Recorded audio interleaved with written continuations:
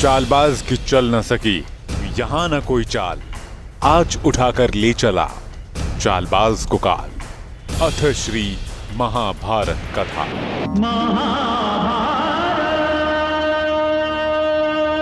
कुछ याद आया 80 का वो दशक जब छुट्टी के दिन हर किसी की आंखें टकटकी लगाए बस दूरदर्शन पर ही गड़ी रहती थी। महाकाव्य के महान ग्रंथों में शुमार महाभारत। यदा यदा हि धर्मस्य, और इस धर्म युद्ध की नींव कहे जाने वाले हस्तिनापुर के स्वार्थी राजा धृतराष्ट्र।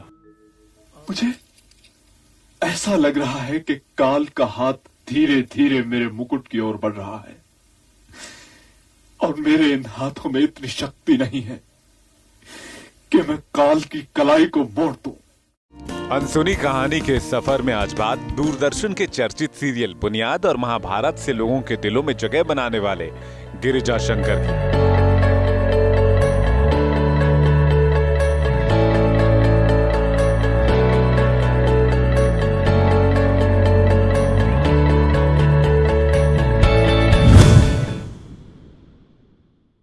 यूं तो गिरिजा शंकर ने बॉलीवुड से लेकर हॉलीवुड तक अपने निर्देशन, प्रोडक्शन और एक्टिंग की छाप छोड़ी है, लेकिन ये धृतराष्ट्र के उस किरदार का ही असर है कि सालों बाद आज भी जब गिरिजा शंकर से बात होती है तो जहन में सबसे पहले कौरवों के नेत्रहीन पिता का ही अक्स। मैं अपने सिंहासन पर बैठा हूं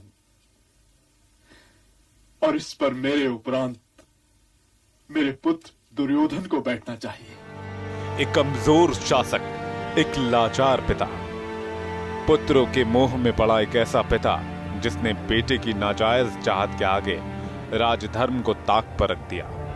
कौरवों और पांडवों के बीच दुश्मनी की आधारशिला की नींव रखने में सबसे बड़ी भूमिका निभाई। इतिहास के पन्नों में महाभारत को सबसे बड़े युद्ध में दर्ज करवाने वाले धृतराष्ट्र का किरदार छोटे पर्दे पर साकार करने वाले गिरिजा शंकर के एक्टिंग के सफर की शुरुआत पटियाला से हुई, जहां वो कॉलेज के दौरान रंगमंच।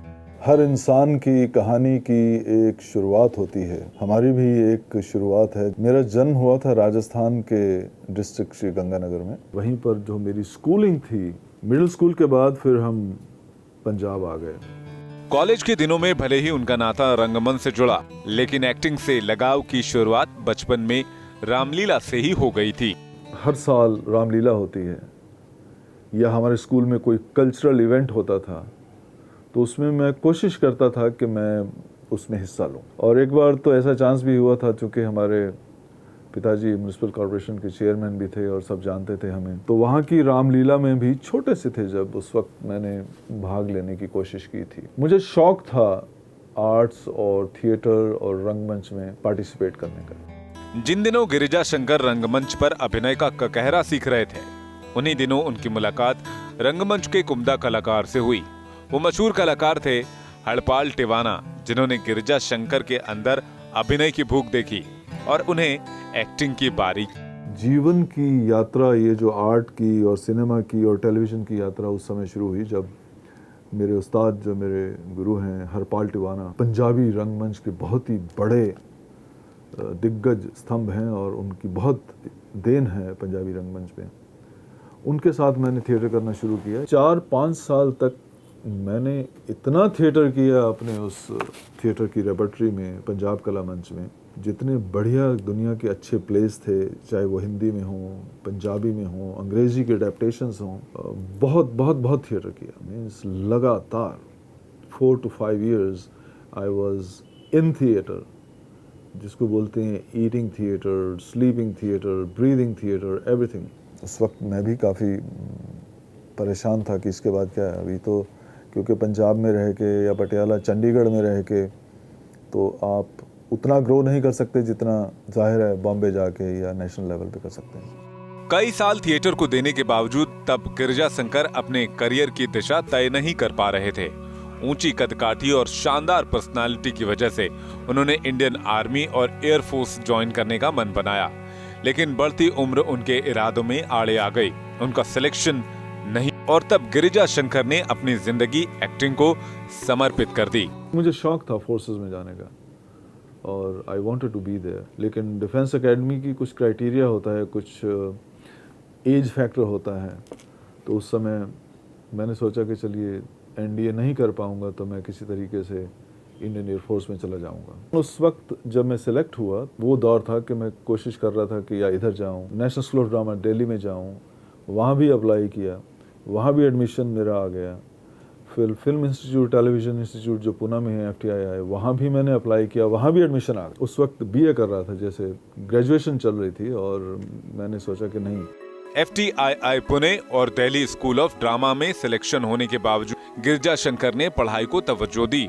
एक्टिंग क्लासेस में एडमिशन ना लेकर जियोग्राफी से MA करने लगे। लेकिन उस दौरान एक ऐसा वाकया घटा जिसने उनके अंदर के कलाकार को फिर जगा दिया। एक्टिंग के जिस कीड़े को मारकर वो पढ़ाई में ध्यान लगा रहे थे, वो एक बार फिर बाहर आ गया। गिरिजा शंकर ने माया नगरी मुंबई का रुख किया।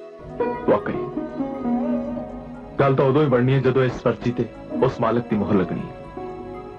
वैसे तो पिंड वापस क्यों नहीं चले जाता? और कोई होवे ना होवे ताया जी जरूर परेशान होंगे। मन नहीं था मेरा पढ़ाई में। हमारे एक दोस्त थे साथ में जो बहुत ही क्लोज फ्रेंड ऑफ माइन, हम दोनों साथ ही में थे ज्योग्राफी में, वो माइग्रेट होके कनाडा चले गए। तो मैं I was like all alone and felt very lost. मैंने डिसीजन ले लिया कि मुझे अभी यूनिवर्सिटी में नहीं पढ़ाई करनी है, and I just walked out, which was, अभी मुझे लगता है कि बहुत बड़ा और बोल्ड डिसीजन था वो। 80 के दशक में मुंबई से करियर की नई शुरुआत कर रहे गिरिजा शंकर ने पृथ्वी थिएटर का रुख किया, जहां उनकी मुलाकात इंडस्ट्री के मशहूर कलाकारों से हुई।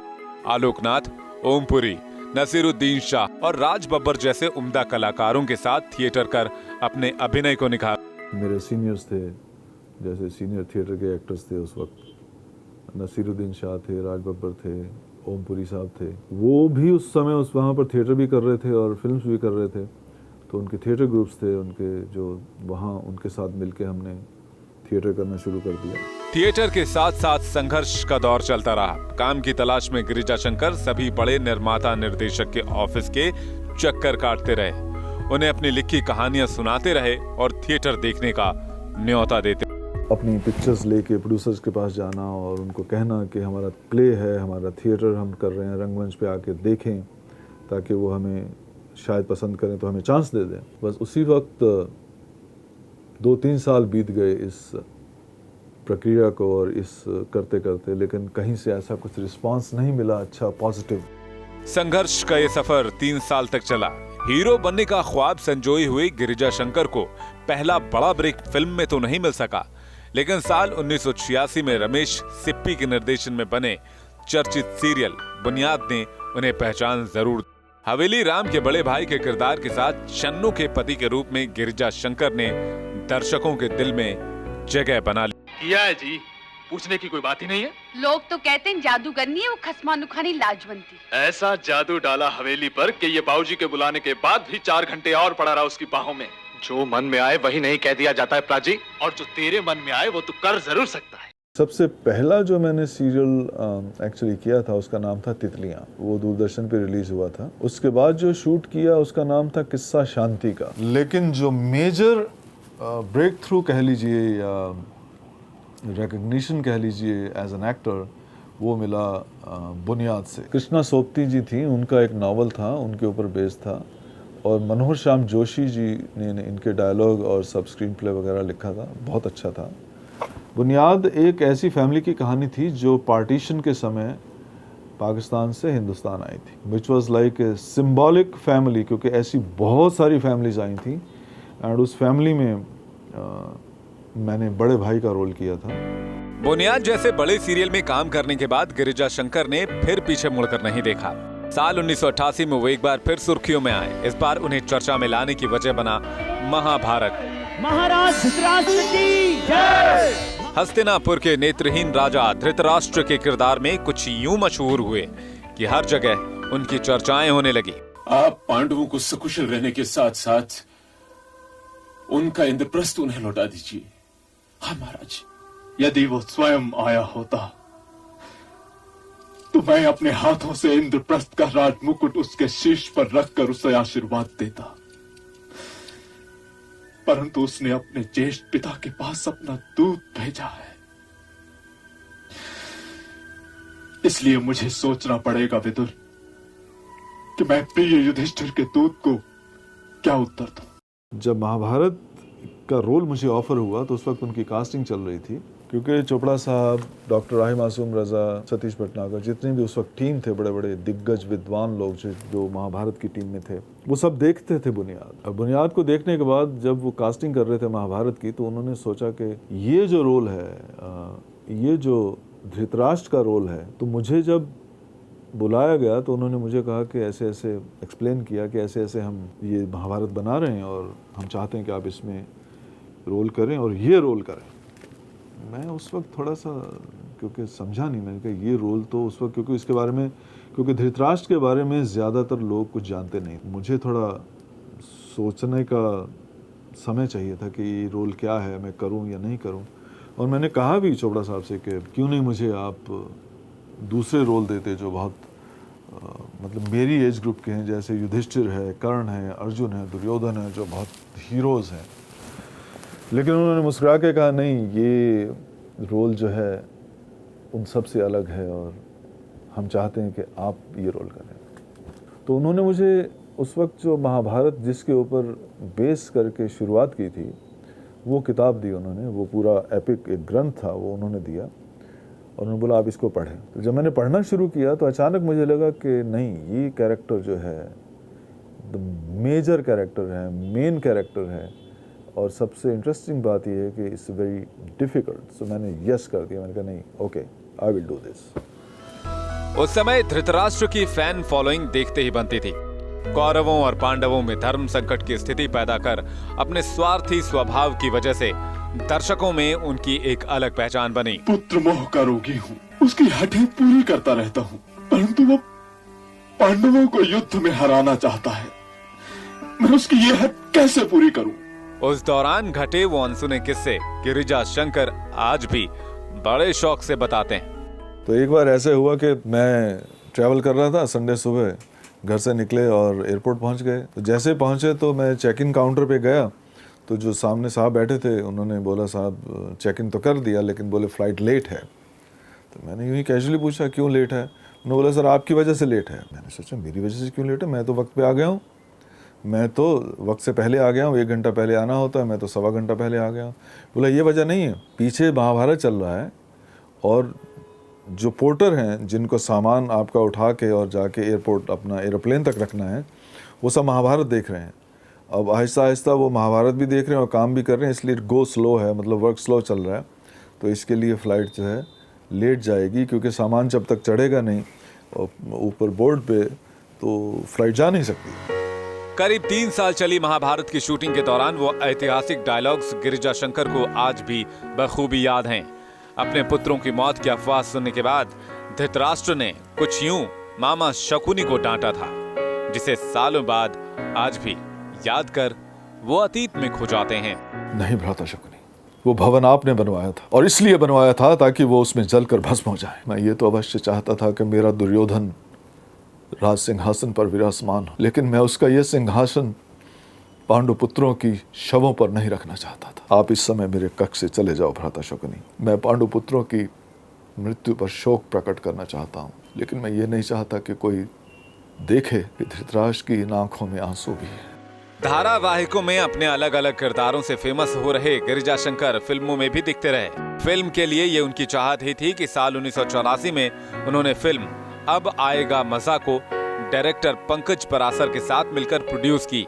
तो ऐसे बैठे बैठे एक दिन शाम को थिएटर में, वहाँ पृथ्वी थिएटर में बम्बई में, तो सारे दोस्त जो थे बैठे थे, ये सोचने के लगे यार पता नहीं कब चांस मिलेगा। तो एक आइडिया हो कि क्यों नहीं हम अपनी ही फिल्म बनाते। मैंने और मेरे जो मित्र हैं आलोकनाथ जी, दोनों ने मिलके सोच लिया कि ये काम करना है। तो उस वक्त हमने एक फिल्म बनाई, अब आएगा मज़ा। फिल्म मेकिंग को लेके, प्रोडक्शन को लेके हमें काफ़ी एक्सपीरियंस हुआ। हिंदी फिल्मों के साथ साथ गिरिजा शंकर पंजाबी फिल्मों में मेन लीड में नजर आए। पंजाबी डायरेक्टर हरपाल टिवाना के निर्देशित फिल्म दिवा बले सारी रात में एक्ट्रेस प्रीति सप्रू के साथ वो नजर आए। दिवा बले सारी रात में, हाय मेरे अचानक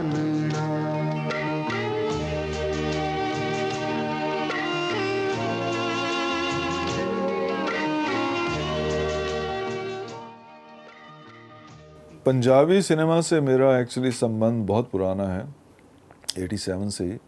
सबसे पहली फिल्म जो मैंने की थी पंजाबी की, उसका नाम था दीवा बले सारी रात। बहुत अच्छी फिल्म थी वो। That film was based on Spanish play, और इसमें बड़ा अच्छा म्यूज़िक था जगजीत सिंह जी का। I enjoyed that. That was my Punjabi cinema की पहली फिल्म थी जो मैंने की। उसके बाद फिर मैं लगातार पंजाबी फिल्में भी करता था। नसीबो, मनमोहन सिंह जी जो कैमरामैन हैं, उनकी फिल्म थी as a director for the first time.